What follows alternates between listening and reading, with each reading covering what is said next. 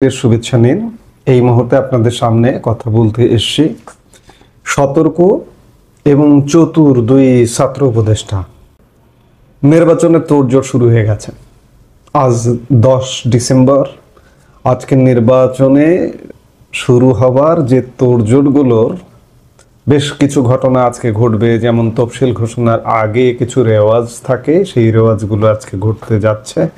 আমাদের যে ভিডিওটা যখন প্রচার হচ্ছে তখন 10 ডিসেম্বর বেলা 12টা, ততক্ষণে প্রধান নির্বাচন কমিশনারের নেতৃত্বে নির্বাচন কমিশনের প্রতিনিধি দল বঙ্গভবনে অবস্থান করছেন এবং বিকেল নাগাদ বেতার এবং টেলিভিশনে প্রধান নির্বাচন কমিশনের ভাষণ রেকর্ড করা হবে এবং ভাষণটি আজকেই সন্ধ্যার পরে প্রচারিত হতে পারে, যে ভাষণে নির্বাচনী রোডম্যাপ, নির্বাচনের তারিখ, তফসিল ঘোষণা করা হবে, দিন তারিখ, কবে মনোনয়নপত্র উত্তোলন, কবে জমাদান ইত্যাদি নির্বাচনী প্রচারণা, সোজা কথা নির্বাচনের একটি রোডম্যাপ ঘোষণা করা হচ্ছে।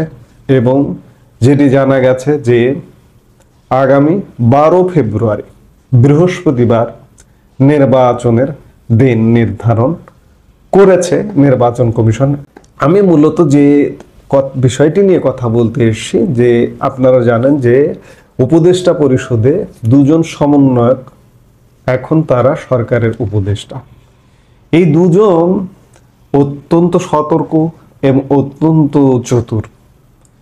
দুজনের মধ্যে একজন, যিনি নির্বাচন করবেন, আসিফ মাহমুদ সজীব ভুঁইয়া, স্থানীয় সরকার পল্লী উন্নয়ন ও সমবায় মন্ত্রণালয়, যুব ক্রীড়া মন্ত্রণালয়ের উপদেষ্টা, তিনি আজকে একটি সংবাদ সম্মেলন ডেকেছেন এবং মূলত তার এই সংবাদ সম্মেলন ডাকাটা নিশ্চয়ই একটা শোডাউন করা। আমি আজকে থেকে পদত্যাগ করছি, তিনি পদত্যাগ করবেন এবং তিনি তার এলাকা থেকে নির্বাচন করবেন না, তিনি ঢাকা থেকে, ঢাকা 10 ধানমন্ডি এলাকা থেকে নির্বাচন করবেন, এমনটাই শোনা যাচ্ছে। এবং তার যে দল, তিনি যে প্ল্যাটফর্ম থেকে, ছাত্রদের প্ল্যাটফর্ম থেকে উঠে এসেছেন, সেখানেও তিনি থাকবেন কিনা এখন পর্যন্ত সন্দেহ আছে। সোমবার দিবাগত মধ্যরাত, মঙ্গলবার প্রায় ভোর পর্যন্ত গতকাল তাদের মাহফুজ আলমের বাসভবনে হেয়ার রোডে তাদের আলাপ আলোচনা হয়েছে। আসিফ মাহমুদ সজীব ভুঁইয়া একান্তভাবে চান যে এনসিপি বিএনপির সাথে জোটগতভাবে ইলেকশন করবে। এমনকি যদি সেটা নাও হয়, এনসিপি যদি বিএনপির সাথে জোট না হয়, বিএনপি যদি না চায় বা এনসিপির সাথে কোনোভাবে মিলল না, তাহলে আসিফ মাহমুদ সজীব ভুঁইয়া বিএনপিতে যোগদান করতে পারে, এমনটাই শোনা যাচ্ছে। আমি শিরোনামটা বলেছি প্রচন্ড সতর্ক এবং চতুর দুই উপদেষ্টা। প্রাসঙ্গিকভাবেই বলা যায় যে আসিফ মাহমুদ সজীব ভুঁইয়া বুঝতে পারছেন যে এনসিপির অবস্থাটা কি, এককভাবে তো কোনো কিছু করা সম্ভব না। এই জন্য বিএনপি যেহেতু বড় রাজনৈতিক দল, তাদের উপরে ভর করতে চাইছেন। এমনকি বিএনপিতে যদি এনসিপি ভর নাও করে, তাহলে যে প্ল্যাটফর্ম থেকে আজকে আসিফ মাহমুদ সজীব ভুঁইয়া এই জায়গায় এসছেন, সেই প্ল্যাটফর্ম প্রয়োজনে ত্যাগ। আসিফ মাহমুদ সজীব ভুঁইয়ার প্ল্যাটফর্ম তো হওয়ার কথা এনসিপি, কিন্তু বিএনপির সঙ্গে জোটগতভাবে নির্বাচন না করলে তিনি বিএনপিতে যোগদান করবেন। বিএনপি যদি আশ্বস্ত করে যে সজীব ভুঁইয়াকে ধানমন্ডি 10 থেকে মনোনয়ন দেওয়া হবে, তাহলে সে বিএনপিতে যোগদান করবেন। অর্থাৎ একবার চিন্তা করুন যে কতটা সতর্ক এবং কতটা চতুর। আসিফ মাহমুদ সজীব ভুঁইয়ারা গত বছরের জুলাই আগস্টে সরকারি চাকুরিতে কোটা আন্দোলন করে পরবর্তীতে সরকার রাজনীতিবিদ হয়ে গেছেন। তাদের কোটা আন্দোলনটা তো সেখানেই শেষ হয়ে যাওয়ার কথা, তাদের চাকরিতে যাওয়ার কথা, কিন্তু না, আসিফ মাহমুদ সজীব ভুঁইয়া পুরো প্ল্যাটফর্মটা ব্যবহার করে মূলধারার রাজনীতিতে আসতে চাইছেন। এ কারণেই বলছি যে আসিফ মাহমুদ সজীব ভুঁইয়া প্রচন্ড সতর্ক এবং চতুর। একই সাথে আর একজন উপদেষ্টা মাহফুজ আলম, তিনিও প্রচন্ড সতর্ক এবং চতুর। তিনি, যেটি শোনা যাচ্ছে, তিনি হাল হকিকত বুঝে ফেলেছেন যে এনসিপির হয়ে নির্বাচন করে কোনো লাভ হবে না।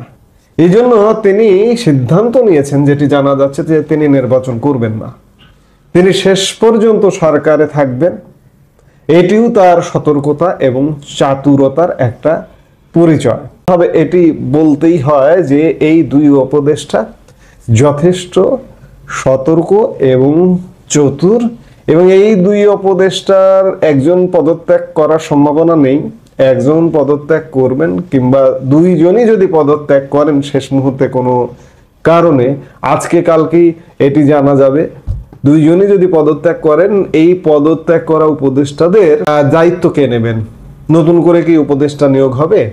এমনটাও জানা যাচ্ছে যে উপদেষ্টা নতুন করে নিয়োগ হবে না, যারা দায়িত্বপ্রাপ্ত আছেন এই মুহূর্তে তাদেরই ভাগ বাটোয়ারা করে দেওয়া হবে। এর মধ্যে নাম শোনা যাচ্ছে ব্রিগেডিয়ার জেনারেল অবসরপ্রাপ্ত সাখাওয়াত হোসেন, আদিলুর রহমান, সৈয়দ রিজওয়ানা হাসান। এই তাদের তিনজনের মধ্যে এই দুই উপদেষ্টা যে মন্ত্রণালয়গুলোর দায়িত্ব পালন করছিলেন ভাগ বাটোয়ারা করে দেওয়া হবে। যাই হোক, সেটি ভিন্ন বিষয়, কিন্তু সবচেয়ে গুরুত্বপূর্ণ বিষয়, আমরা দুই উপদেষ্টাকে, ছাত্র উপদেষ্টাকে, যে প্ল্যাটফর্ম মাড়িয়ে আজকে এই জায়গায়, যে প্ল্যাটফর্মের উপর ভর করে আজকে এই জায়গায়, সেই জায়গা বিশেষ করে আসিফ মাহমুদ সজীব ভুইয়া প্রয়োজনে ত্যাগ করবেন। তিনি মূলধারা, বাংলাদেশের প্রধান রাজনৈতিক দল তো আওয়ামী লীগ, বিএনপি, তিনি বিএনপির রাজনীতির সঙ্গেও যুক্ত হবার একটা চিন্তা ভাবনা করছেন। তাহলে তার প্ল্যাটফর্মটি, তার ব্যবহারের জায়গাটি ছিল বৈষম্য বিরোধী ছাত্র আন্দোলন, সমন্বয়ক, এবং সমন্বয়কদের নতুন রূপায়ণ রাজনৈতিক দল এনসিপিও ত্যাগ করতে প্রস্তুত আছেন। এমন চতুর, এমন সতর্ক, আপনার আমার বাংলাদেশের কি হবে আপনি বুঝুন। যা কিছু হওয়ার তাদের হবে। আমি এই কথাগুলো এই জন্যই বলছি যে সতর্ক হওয়া ভালো, চতুর হওয়া ভালো, কিন্তু তুমি বাবা এনসিপি থেকে, তুমি বাবা সমন্বয়ক থেকে আজকে এই জায়গায় ইস্যু, মুহূর্তের মধ্যে ভোল পাল্টে আর একদিকে চলে যাচ্ছ, এটি নিয়ে আমার প্রশ্ন। তাদেরকে ফেলে দিয়ে এটি নিয়ে আমার প্রশ্ন। যাই হোক, কি ঘটতে যাচ্ছে আমরা নিশ্চয়ই দেখব, আমরা অপেক্ষা করছি এবং দেখছি। আজকে কালকে এদের ব্যাপারে একটা সিদ্ধান্তে আসবে, তারা নিজেরাই আসবে, সরকার আসবে, দেশ আসবে। এই মুহূর্তে এ পর্যন্তই। সবাই ভালো থাকুন, সুস্থ থাকুন।